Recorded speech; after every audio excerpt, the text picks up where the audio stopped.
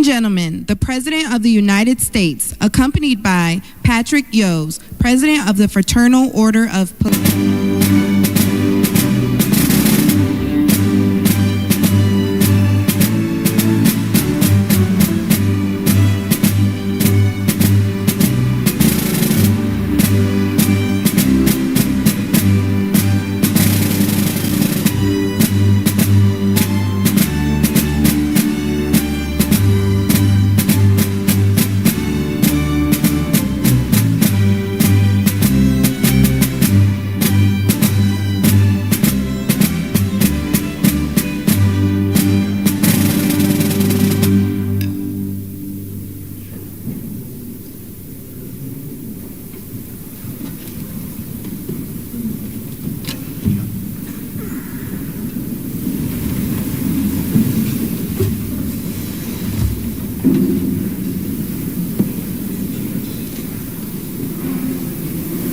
National Fraternal Order of Police Executive Board, representing nearly 400,000 officers nationwide, and they were with me right from the beginning, and we appreciate it. We won't forget.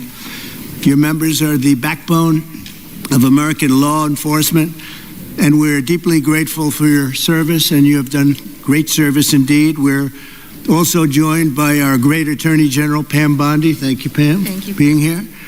For generations, this institution has served as a powerful voice for the brave men and women who risk their lives to protect communities all over our country, and they do it as well as anybody or better. I was delighted to earn your endorsement in every one of my presidential campaigns where we did very well, record-setting well, and I'm proud to stand with you today as the most police president, I would say, without question, in the history of America. I don't think anybody's been more for the police than I am. In recent years, far-left radicals have vilified and targeted our nation's police with Marxist prosecutors and soft-on-crime politicians, making it impossible for you to do your jobs and do them the way you want to do them, and only you know how to do them. Under the Trump administration, those days are over. We're back in the men in blue, and we're back in the blue. Very honestly, we have some of the greatest people in the country sitting right around this table. We've ended the use of lawfare against police officers and terminated unjustified federal consent decrees. I signed an executive order directing the Department of Justice to provide legal protection and financial support for officers targeted by very frivolous lawsuits. Oh, I know about frivolous lawsuits better than you do. I can tell you, I had my share of them. I ordered other federal agencies to boost funding for police recruitment, retention, and pay. And I've asked Attorney General Bondi to pursue the death penalty for anyone convicted of killing a police officer, which is very appropriate. Upon taking office, I declared a national emergency on our southern border, and we reduced the number of illegal border crossers released into the United States by 99.999%. You can't do much better than that. We've removed thousands of violent, criminal, illegal aliens from our communities as part of the largest deportation effort in American history. And just a few months into office, the national murder rate has plummeted by 28%. It's going down largely because of what you're doing. I'm also deeply grateful to the National Fraternal Order of Police for its resounding endorsement of the one big, beautiful bill, which is moving along very nicely with great support. It's a great bill. It's a bill that's going to cut taxes more than any bill we've ever put in the history of our country. It's going to cut costs and expenses by $1.6 trillion, which is the biggest cut in expenses ever. And it's going to do so many other things. You know, our country is doing record business right now.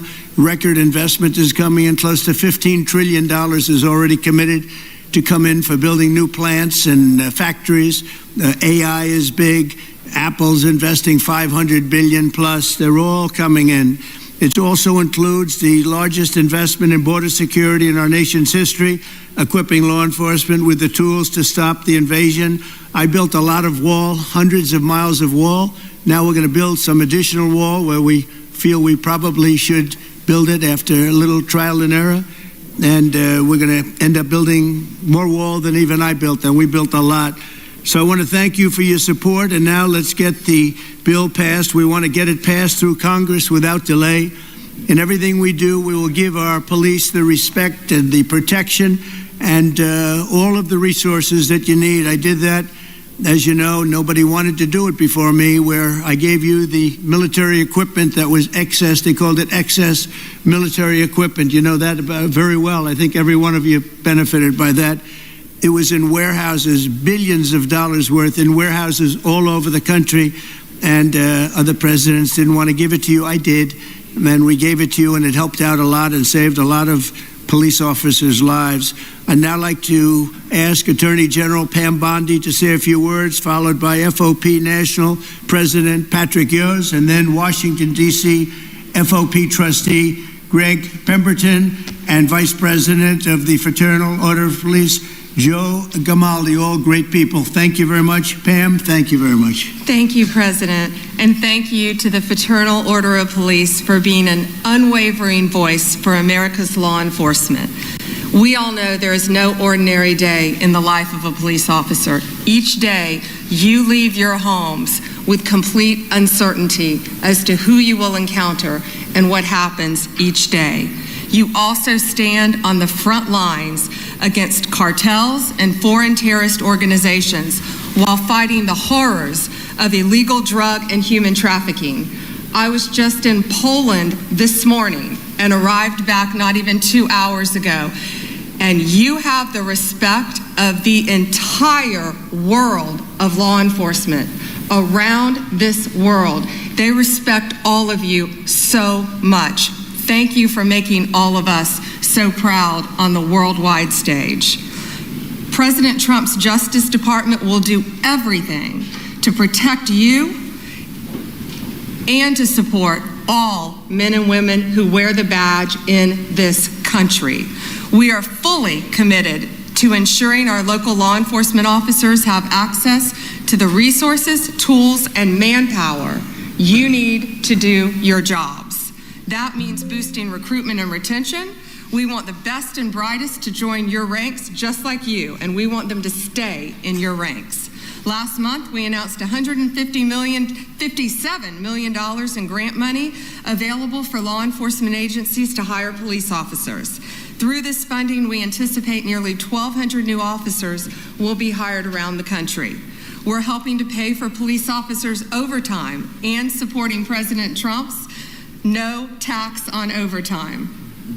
We've also made millions of dollars available for mental health and wellness programs for you around this country. We know how important that is. We're aggressively prosecuting criminals who assault law enforcement officers. We will not tolerate attacks on police officers. Since January, the department has brought 138 cases in 33 states against defendants who have assaulted our officers. Additionally, the DOJ will no longer target police departments with bogus lawsuits and bogus investigations. We are dismissing lawsuits filed by the Biden DOJ against police departments in Louisville, Minneapolis, Albuquerque, and more. We're ending meritless investigations into Phoenix, Trenton, New York City, Oklahoma, and elsewhere. We're also ending consent decrees that take control away from you, destroy morale, and increase violence. Instead, we're working with local law enforcement to give you the tools that you need to make our streets safer. We believe in backing the blue, not just in word, but in action. The Biden administration slandered you, defunded you, and undermined your service. But we stand with you, we honor you, and we will not abandon you. Thank you on behalf of President Trump, the Department of Justice. We are 100% committed to standing with our nation's law enforcement. God bless you and God bless America. Thank you. Thanks, Pam. Mr. President, First, thank you. Thank you for not only your support for law enforcement as the 45th president, but also your support as the 47th president and all the years in between. You've always been a steadfast supporter of the Fraternal Order Police and law enforcement across this country. I want you to know on behalf of our nearly 400,000 members, we appreciate all that you do for us. With us today is members of our executive board. We also have members of FOP unions in major cities across this country, which have some very serious problems. Bill, one big new bill is certainly making good on that promise. We thank you for that. You know, law enforcement officers, we find ourselves in a very difficult position where we're having a serious problem with recruiting retention, as you pointed out. The problem is the people who are working right now are working so many hours and they're forced to work overtime, and now they have the tax liabilities that are associated with being pushed into different tax brackets because of being forced to work. Not only that, they're not getting to keep the money they earn. So you have no appreciation for what we do, recognize what we do in the community, and I want you to know that we're proud to support the bill. This is something that needs to be happening. A promise that you made, and we appreciate you carrying through with it, and know that we're a partner in it. You also made a number of other promises to us, and promises made that we appreciate. And I want to start with one of our first people I'd like to recognize. You promised, and here we're on our nation's capital, revitalizing the city and making it safe again. And no one knows that better than the person who lives it every day and leads the officers in the Metropolitan Police Department and our labor union, and Greg Pemberton. And I'll ask Greg to say a few words. Thank you, Pat, and thank you, Mr. President, for having us. My name is Greg Pemberton. I represent 3,000 police officers that work here for the Metropolitan Police Department in Washington, D.C. The crisis that we're facing, which frankly is more of a calamity, is a staffing crisis. We are authorized to have 4,000 sworn police officers here in the nation's capital. Unfortunately, as of today, we only have 3,190, over 800 vacancies that we have here for this Metropolitan Police Department. And the worst part is that over the past 5 years, we've had a net loss of 600 police officers who've just left this agency in a mass exodus. And the reason for that is that our city council here in the District of Columbia has passed layers and layers and layers of legislation that prohibits our officers from being able to do their job. It exposes our members to administrative, civil, and even criminal liability, even when they go out and do their job properly. It has also stripped our members of their labor protections to fight off these frivolous complaints and these erroneous allegations of misconduct. It all makes for an environment that is almost impossible to keep these staffing levels what they need to be. Frankly, Mr. President, I think the nation's capital, the District of Columbia, is not just a city of 700,000 residents. This is the nation's capital, and it belongs to everybody. It belongs to every American. It should be a safe city. It should be a pinnacle of American society. It should represent the freedom and democracy that we all cherish so much. And anybody should be free to come here and experience that and see what it is that we are here in this country.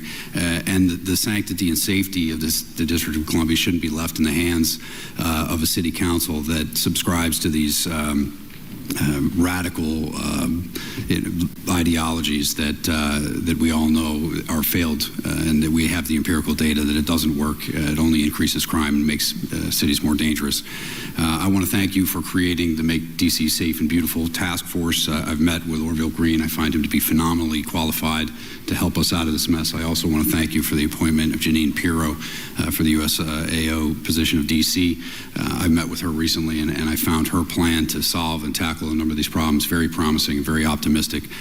So the 3,000 police officers stand at the ready, Mr. President, to help you make D.C. great again, and hopefully we can solve some of these problems and fix crime here in the nation's capital.